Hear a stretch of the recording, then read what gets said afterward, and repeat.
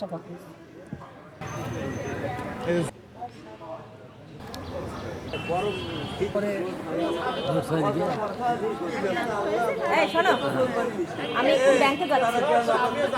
লিচু ফুলের নাম দিয়েছি, এর ভিতরে কিন্তু শুধু লিচু ফুল নেই। ওই সময় আম, জাম, পাকড়া, এমনকি সজনা ফুল সহ বহু ধরনের ফুল থাকে, সবই কিন্তু এর মধ্যে ঢুকিয়ে দিয়েছে।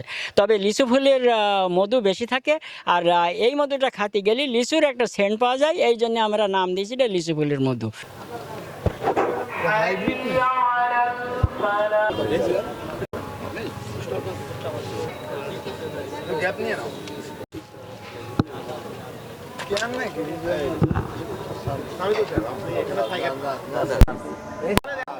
এতক্ষণ থাকছেন না, এখন একটা কাজ হচ্ছে, আপনি এখানে যাবেন।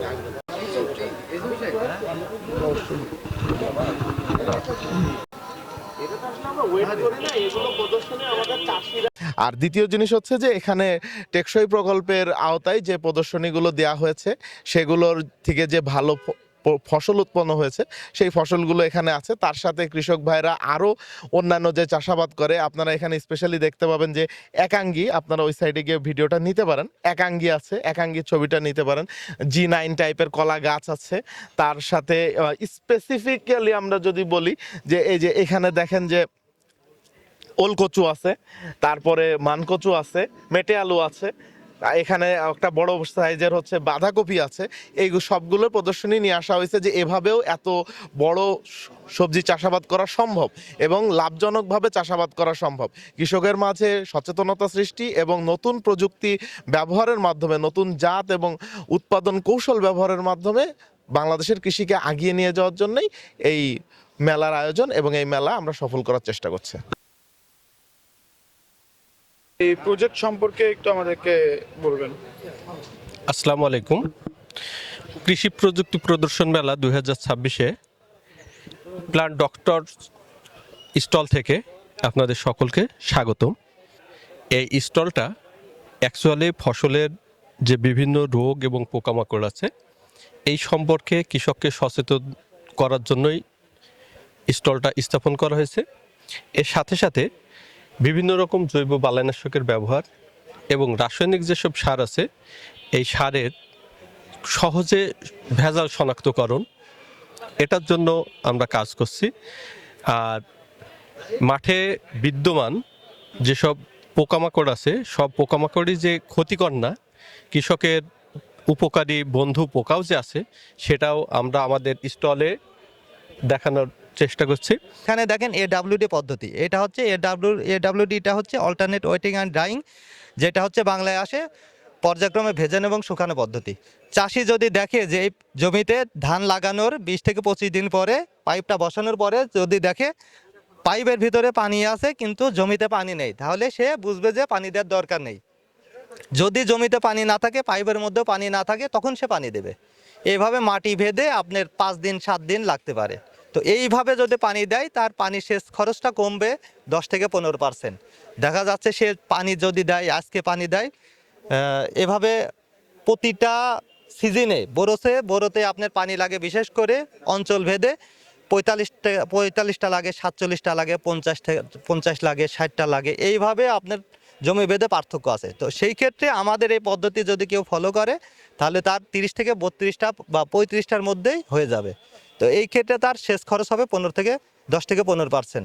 বিশেষ করে আপনারা জানেন যে 1 কেজি ধান উৎপাদন করতে পানি লাগে 2500 থেকে 3000 লিটার।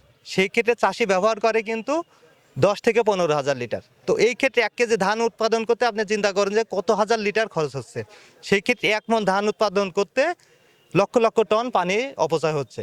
এই পদ্ধতি যদি আমরা ফলো করি এই পানির অপচয়টা ঘাটতি মিটবে, সে সাথে চাষির ফলন বাড়বে, তারপরে তার ধানের যে বিশেষ করে রোগ বালাই পোকামাকড়ের যে উপদ্রব সেটাও কিন্তু কমবে। বিশেষ করে BPH যেটার নাম বা ব্রাউন প্লান্ট হপার বা সংক্ষেপে আমরা যদি বলি বাদামি গাছ ফড়িং, এই বাদামি গাছ ফড়িংটা চাষিরা বলে কারেন্ট পোকা, এই পোকার উপদ্রবটাও কিন্তু কমবে। কারণটা হচ্ছে এই যে আপনার ভেজাচ্ছে শুকাচ্ছে, এর ফলে কি হবে, এই পোকাটা কম লাগবে। কারণ কি, এই পোকাটা এই যে এইভাবে পানি যখন বেঁধে রাখছে তখন পোকাটা কিন্তু বেশি লাগতেছে। কারণটা কি, ভেজা স্যাঁতসেঁতে পরিবেশে কারেন্ট পোকা উপদ্রব বেশি হয়।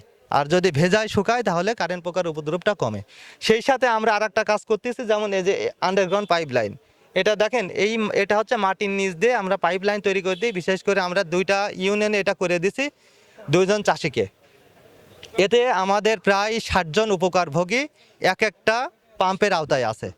তো এতে উপকার হচ্ছে, এই যে দেখেন এই জমিটার এইটা কিন্তু পাইপটা কিন্তু মাটির নিচ দিয়ে আছে। তো এই জায়গায় যে চাষির যে ড্রেন ছিল বা নালা ছিল, সেই নালাটা কিন্তু এখন নেই, থাকতেছে না। এতে এভাবে তার প্রায় আমরা হিসাব করে দেখেছি প্রায় 1 বিঘার মতো জমি বের হচ্ছে এই নালাটা থাকার ফলে। এই নালাটা এখন এই যে পাইপলাইন করে দেওয়ার ফলে নালাটা এখন থাকছে না, যার কারণে তার প্রায় 1 বিঘা জমিটা তার চাষের আওতায় চলে আসছে। এতে আপনার পানির অপচয় কম হবে, চাষি ইচ্ছা মতো পানি দিতে পারবে, তারপরে পানিটা সাশ্রয় হবে, ফলনটা বাড়বে। সেই সাথে আমরা আরেকটা কাজ করতেছি, যেমন এখানে দেখেন এটা হচ্ছে ভার্মি এবং ট্রাইকো কম্পোস্ট। আপনারা জানেন রাসায়নিক সার ব্যবহার করার ফলে কি হচ্ছে, জমির উর্বরতা শক্তি কিন্তু দিন দিন হ্রাস পাচ্ছে। তো এই উর্বরতা শক্তি বাড়ানোর জন্য আমরা কি করতেছি, এই ভার্মি কম্পোস্ট আর ট্রাইকো কম্পোস্ট তার জমিতে অ্যাপ্লাই করাচ্ছি। বিশেষ করে এর ফলে কি হচ্ছে, জমির উর্বরতা শক্তি বাড়তেছে। জমির উর্বরতা শক্তি যখনই বাড়তেছে তখন কিন্তু ফসলের উৎপাদন ক্ষমতা বেড়ে যাচ্ছে, সেই সাথে চাষি লাভবান বেশি হচ্ছে। তো এই কাজগুলো বিশেষ করে আমরা করতেছি। সেই সাথে তাদের দক্ষতা বাড়ানোর জন্য কি করতে, তাদের দক্ষতা বাড়ানোর জন্য আমরা বিভিন্ন সময় বিভিন্ন ট্রেনিং করাই। বিশেষ করে আমরা প্রথমত প্রাধান্য দিই সেচ পাম্প মালিক যারা, কারণ সেচ পাম্প মালিকই কিন্তু এই পানি সাশ্রয় প্রযুক্তিটা ভালোভাবে কাজ করতে পারে। কারণ কি, একজন সেচ পাম্প মালিকই কিন্তু জমিতে গিয়ে গিয়ে দেখে দেখে পানি দিতে পারে। চাষি কিন্তু খুব কম যায়, কারণ কি তারা হচ্ছে চুক্তি করে, চুক্তির মাধ্যমে তারা পানি দেয়। এই জন্য আমরা কি করতেছি, আগে সেচ পাম্প মালিককে ট্রেনিং করে তার দক্ষতা বাড়াচ্ছি। সেই সাথে আমরা আমাদের চাষি যারা আছে তাদেরকেও দক্ষতা বাড়ানোর জন্য কাজ করতেছি। সেই সাথে যে এই ধরনের লিফলেট, পোস্টার, ফেস্টুন আমাদের মাঠ পর্যায়ে দেওয়া আছে, যেগুলো গেলে আপনারা দেখতে পারবেন। এইভাবে আমরা আর কি কাজ করতেছি। আর কিছু, এই যে এই চারাটা হচ্ছে মাটিবিহীন একটা চারা। এই চারাটা যখন জমিতে যাবে এই চারাটা নষ্ট হবে না, বুঝতে পারছেন? এইটা হচ্ছে মাটিবিহীন কোকো ডাস্ট, কোকো এবং এর সাথে ভার্মি কম্পোস্ট আরও কিছু সিক্রেট মেটেরিয়ালস দিয়ে তৈরি করা হয়। এর ফলে এতে আপনার কোনো রোগ প্রবেশ করতে পারে না, এবং এটা আমরা ইউভি পলি শেডের মধ্যে তৈরি করি এবং সেভাবে নার্সিং করি, যাতে কোনো ছোট থেকে পোকামাকড়ে আক্রমণ করতে না পারে